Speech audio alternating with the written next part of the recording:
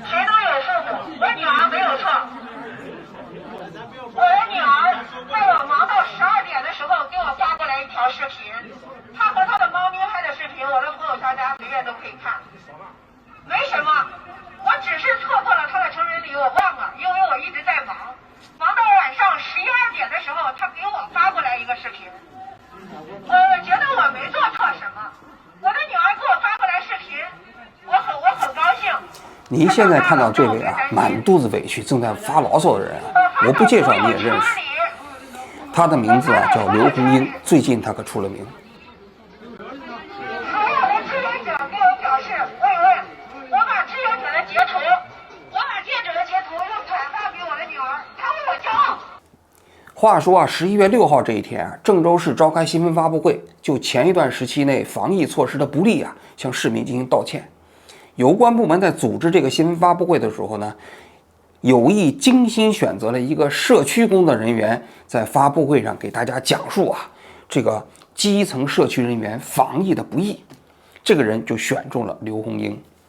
这刘洪英啊，文化程度显然不是特别高，他呢就把这个新闻发布会啊当做了这个英模报告会。其实他没想清楚，你想想，郑州市当时这个防疫过程中间出现那么多问题，老百姓怨声载道，对不对？所以这个发布会的主旨是道歉，是为了平息普通老百姓啊对政府工作的不满。但说实在的，刘洪英可能书记啊他理解不了这么深，所以他以为啊领导让他到这里讲话，其实就是选中了他，认为他工作做得好。所以他上来之后呢，就开始讲自己工作的种种不易，讲着讲着就感动了，说每天呢回不去家呀，是吧？还错过了自己女儿18岁的成人礼。但我们多方联动，迅速有效的控制。前几天我的女儿是18岁生日，然而我却缺席了她的这场成人礼。当时她给我发来一个视频，就是和她的猫咪一起发给我这个视频。告诉我他在家里好得很，让我多爱自己一点。这段视频一出来之后啊，舆论立刻哗然，是吧？你想想，就在刘洪英书记女儿18岁生日成人礼的时候啊，那郑州市的老百姓遭遇了什么呢？富士康的工人在徒步走回自己的家乡，大多数市民呢，这丧失了行动自由。有的人买不了菜，有的人吃不上饭，有的人甚至亲人走了之后没办法相送，还有很多人呢因为失业而破产。这都是郑州市的普通百姓啊在防疫过程中间的真实经历。相比于刘书记自己的女儿18岁的成人礼他无法参加，这些人的苦难呢要比那要深重许多倍。但是呢，在发布会上我们见不到这些所谓的政府的管理人员啊对这些真实感受普通老百姓的苦难呢进行呈现。相反呢，一个官员因为自己的女儿成人礼他没办法参加而倍感遗憾，那你想想这种感情是不是让普通老百姓就是没办法接受了嘛？所以这个新闻一出来之后啊，大家都开始纷纷嘲讽这个刘洪英何不食肉糜啊，不能体会老百姓的疾苦啊。要说这刘洪英书记也不太容易啊！这个6号之后呢，很多人呢就开始网暴他，就开始查。有人就说啊，这刘洪英书记啊，他不但是做这个社区的工作人员，同时他还是2家这个公司的法人代表，企查查一查，是吧？然后呢，就天天有人给他往那打电话，然后呢，包括那个企查查里查到的那个刘洪英，也有人打电话。其实这个很多人也误会了。社区工作人员呢，其实在社会上没什么地位，在体制内也没什么地位。但凡有点能量的人，不会去做社区的工作。所以那企查那个刘洪英啊，其实不是这个刘洪英，当地部门也出来辟谣了，这一点我也相信啊。但是紧接着大家发现啊，另外一个事情挺有趣的，就是这个所谓错过女儿成人礼这些事情啊，在郑州其实不仅仅刘洪英书记错过过。2年之前，有个叫张宝红的妇联的干部也错失过一模一样的情节，就是因为工作太辛苦了，不能回家，也错过了自己女儿18岁的成人礼。你看到了吗？这文案都一模一样，只不过呢，就每一次拿来原本的开始用。说实在的，这些政府的宣传部门的人呢，那个脑子真的是太僵化了。就是这种文案的这种抄袭，不动脑子啊，下意识的把自己的所谓的付出拿出来之后啊，就想感动普通民众，这种做法真的是愚蠢至极呀。于是呢，你想想，这张宝红这不是张宝红啊，这刘洪英书记是吧？在这2天，你想想遭受的网暴，他一肚子委屈，没办法发呀，于是就出来，在面对自己底下的志愿者，就开始发牢骚。所以您就看到了今天咱们节目一开始的这一幕。我怎么了？大家说瞅瞅，我没有啊，当时没人看我，我错过了吗？再说一下我的稿子，再说一下我的稿子，他都审核过的，不是我一个人想说什么就说什么，大家理解一下。谢谢领导。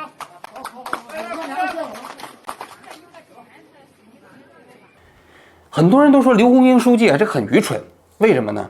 因为他那个新闻发布会过程中间啊，他说的那段话，其实虽然说网民不买账啊，但是毕竟是领导说的，对不对？让他这么做的，你忍一忍也就过去了。事后呢，你其实给领导挡子弹呢，领导回过头来也会补偿你，或者说呢，从其他方面呢去表彰你。但是这个刘洪英书记呢，偏偏呢忍不了委屈，是吧？可能是这2天遭遇了网暴，是接受的心理压力比较大啊。结果呢，就面对自己的小伙伴，拿起大喇叭就开始讲，一讲还讲乱了。他讲出了一个秘密，什么秘密呢？就说他这个稿子啊，也不是自己想的，他是经过领导审核过的。你想想，这不等于把领导卖了吗？是吧？领导审核过的这种事情，你讲出来，对你有啥好处啊？是吧？对你不但没有任何好处，相反，你把领导卖了，领导将来不收拾你吗？所以这刘洪英书记说实在的，确实脑子也是缺根弦儿啊。有人说他是真性情，我看他是缺根弦儿。但是你看他讲话过程中所表现出来的那种态度啊，我个人觉得挺有趣的。什么态度呢？就是说，他其实公众在评论过程中间，在网络热议过程中所表达的那种想法，他其实一点没有接受。就是我说的，就是在整个郑州，你防疫过程中间，富士康的工人在徒步回家，有那么多人道灾难，甚至有人跳楼，有人自杀，那些苦难跟你见不到你自己女儿相比，哪个孰轻孰重？这不是正常人一眼就能分辨出来的吗？所以，如果一个人如果有正常的共情能力，他是应该知道自己一旦要是面对这种情况，他应该怎么办。别人给你指出来之后，你就听着，你就忍着就完了，对不对？但是刘洪英书记受不了委屈，还出来讲，他根本没有把普通人对他的批评、网民对他的批评当回事儿。他认为这些人都是喷子，他认为他工作很辛苦，他就是没做错什么，看到了吗？为什么他会这种死不认错？为什么他会认为他自己做的没什么问题，而其他人对他的批评都是喷子呢？说到底呀，还是因为他手上拥有了权力，而这种权力不向人民负责。大家可能不知道啊，社区这个组织啊，是最近一些年逐渐发展起来的。最早期的时候，大家都知道，城市呢也准备推广城市居民的自治，于是搞居委会。后来呢，居委会这个自治呢，共产党也对他们比较谨慎，所以居委会现在的职能也在逐渐的，一方面在萎缩，另外一方面，居委会也由政府派驻的专职人员进行管理了，也不怎么搞选举了。其实很多政府的那些基层服务的职能就交给了社区。这社区都负责哪些工作呢？党建啊，低保的申请啊，包括这个社区文化活动啊、体育活动啊，还有一些社会治安呐、等等，这都是社区工作来进行。这社区啊，你看到的这些职能了吗？主要是一些服务性的范围，就是给城市居民提供各种服务和保障的嘛。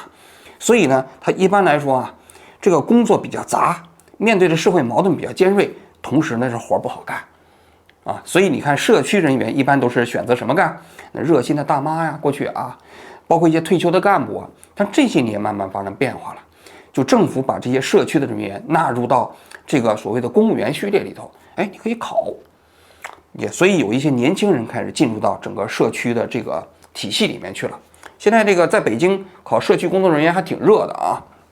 但不管怎么说，总体而言，社区人员的这个职业水平啊，文化程度不算太高。那么这一次疫情之后发生了一个非常显著的变化，什么变化呢？就是说啊，就社区开始拥有了过去他从来没有拥有过的权利。早上睡到4点半，一天还可以睡顿饭，在家没有高消费，防疫工作人员谁能睡觉睡觉啊，睡觉也是做贡献。你想，现在这社区里头进行封锁，靠谁呀？其实主要靠社区啊，社区组织的志愿者啊。大家看一下这刘书记底下那些小伙伴，他不是面对那些志愿者吗？都得听他的吗？是吧？这些志愿者就是社区里头进行封锁过程中间的主力军呐。别人在家里头待着不能出去，他们可以出去，他们是看大门的呀。那你想想，他拥有了什么权利？可以自由出行的权利。另外，哪个社区可以封锁，哪个社区可以解封，他们在某种程度上也有发言权。你看那刘洪英书记在讲话里头也讲到了，对不对？另外，健康码的管理，健康码这个你这个赋码、红码啊、绿码啊、黄码啊，这个在很大程度上社区也有权利啊。当时我回到北京之后啊，我的那个红码、绿码我就得跟社区报啊，社区然后他给我决定我这个能是什么码啊，然后规定我可以居家在家待几天呀，是吧？你像这样的权利啊，实际上是过去从来没有的，而这个权利非常大呀。它意味着什么呢？它意味着它从某种角度来讲，拥有了限制这个社区辖区之内普通居民行动自由的权利。你想这个权利，那是过去警方才有的权利啊，但是过去现在小小的社区就拥有了这样的权利。所以你看到了吗？当权力附加在人身上，哪怕是普通人的身上，他们身上的那种气质啊，不一样了。我怎么了？大家说瞅瞅。没有啊，当时我一人住过，我凑过来了。再说一下我的稿子，再说一下我的稿子，他都审核过的，不是我一个人想说什么就说什么，大家理解一下。谢谢领导。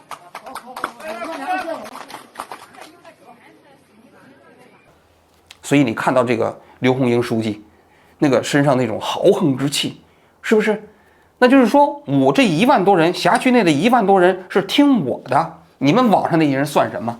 你们网上那些人批评我，我根本不在意，是因为这辖区里头这1万多人都是听我指挥的。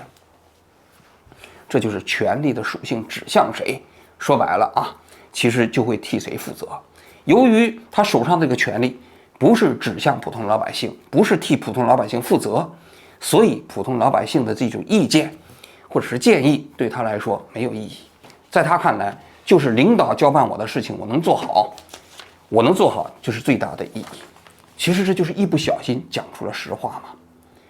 其实在这次疫情过程中间，我个人觉得啊，类似的这一不小心暴露出来权力的属性的案子特别多，包括前几天内蒙古的呼和浩特的新闻发布会里头，那个女主持人是不是打扮的精心漂亮那个场面，然后在那念稿子，也包括北京的一个领导干部讲那个和谐社会那个段子，有些个事儿办不了，非得到现场，哪儿那么多废话呀？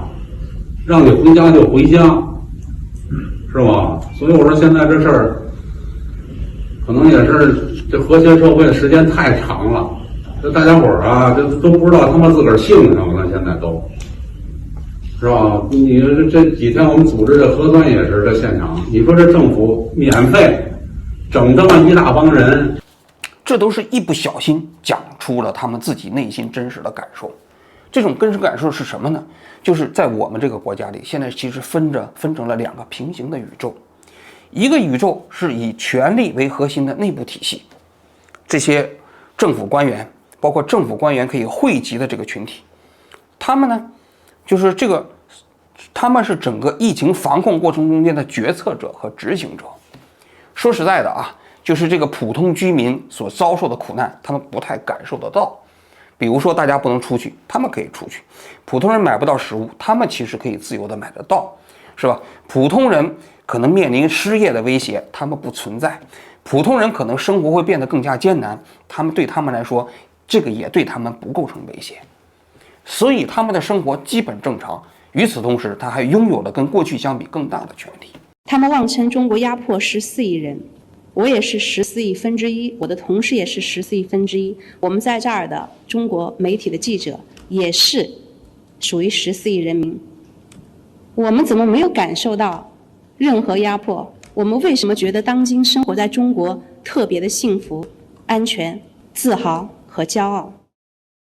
另外一部分人就是普通人，这一部分人，他们呢，就是我刚才讲的，像富士康生产线上的工人呢，普通的机家的这些被隔离的人呢，甚至包括自己家里有病没办法去救治，然后呢，亲人跳楼或者去生命死在隔离点上的这些人，这两部分群体啊，你就会发现啊，他们之间没有办法共情，就是前面那批人，他其实体会不到后面这批人的生活之艰难。在他们看来，其实这些人的生活之艰难，只是他们工作过程中间的一个困难而已。那些跳楼的，那些没有办法正常工作、吃不上饭的，在他看来，这都不算是特别大的事情。他只能感受到他自己的家人可能引起遭受到某种不便，就像这位刘红英书记一样，他自己的女儿18岁成人礼，他没去参加，他觉得非常遗憾。但是富士康那些工人走在那个路上，那个他可能看不见，或者说即便看到之后啊，他其实也没有太大的感受。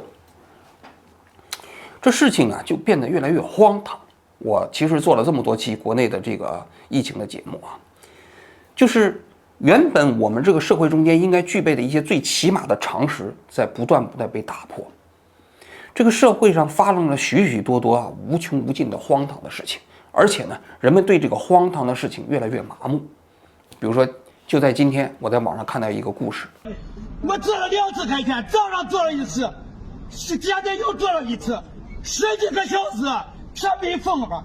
我尿到车上，因为他开大货车到一个加油站这个地方，被车上贴上封条，小便在车里解决，最后大便实在忍不住下汽车去解大便的时候，被人要求隔离。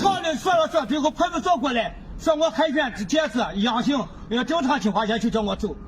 派出所走了以后，他们放医院站诊，还想到几点了？减去土分，又要叫我隔离1天75，你看多会账！现在这说司机烂死了，这就没有一个人替司机说话。共产党的政策是动态清零，我们为什么2次都正常的情况下，还想收我这几10块？难道叫司机扒到车上？真不要脸的这些防疫人员，你坑人！按道理来讲，你想想，你出去拉个屎都要被隔离，下楼吃个饭都要被隔离，还有那些这个当时解封之后回不到自己社区的人，那种现象是吧？此起彼伏。如果你但凡拥有一点正常的同理心，你也肯定会意识到这些事情不正常。但是现在，在这个体制的巨大的机器的轰鸣声中，这些不正常在体制里的人看来都变得正常无比了。为什么？因为他在裹挟在这个机器过程中间之后，他会看不见普通人的这个苦难，或者说这个苦难没办法让他产生共情。其实这蛮危险的，对吧？我们说一个社会的共同体啊，要么有共同的价值观，要么呢有共同的这个利益，最起码也要有共同的同理心。如果说既没有共同的价值观，也没有共同的利益，最终连共同的同理心都不具备的时候，这个社会就会被巨大的撕裂。一个撕裂的社会会发生什么呢？就在前几天，陕西有一个人是吧，一口气杀了7个人，警方没有披露特别详细的信息，是吧？但是呢，为什么这个人因为这种原因去杀人，我们也不太清楚啊。但是我们基本上可以肯定的是，在一个巨大撕裂的社会过程中间，这种恶性的犯罪会越来越多。为什么呢？当这些人拿起刀的时候他会把过去在生活中积累的这些种种不满都变成他行凶过程中间的那种冲动。如果我们这个社会一直这么走下去，它其实就像是一个不断积累的火山。虽然表面上看，在政治高压之下，它还保持着某种平静，但是你想一想，那些普通人内心的那些情绪、苦难，它真的会无穷无尽，就像烟雾一样随便消散吗？不会，它早晚有一天呢，会通过某种形式把它表达出来。全中国压迫14亿人，我也是14亿分之一，我的同事也是14亿分之一，我们在这儿的中国媒体的记者也是属于14亿人民。我们怎么没有感受到任何压迫？我们为什么觉得当今生活在中国特别的幸福、安全、自豪和骄傲？当时我一人住，我看出来了。再说一下我的稿子，它都是审核过的，不是我一个人想说什么就说什么。大家理解一下。多干净的，我们为什么2次都正常的情况下，还想要收我这几十块？难道叫司机扒到车上？真不要脸的这些防疫人员，你坑人！咋维护医学的很好吗？防疫是要叫人民幸福，而不是叫人民痛苦。防疫新冠没有死人，当时在这个隔离场所，后来死了2个小女，对不对？你还想再死一个，3级在你上级再死上一个，你就高兴了？违章的东西。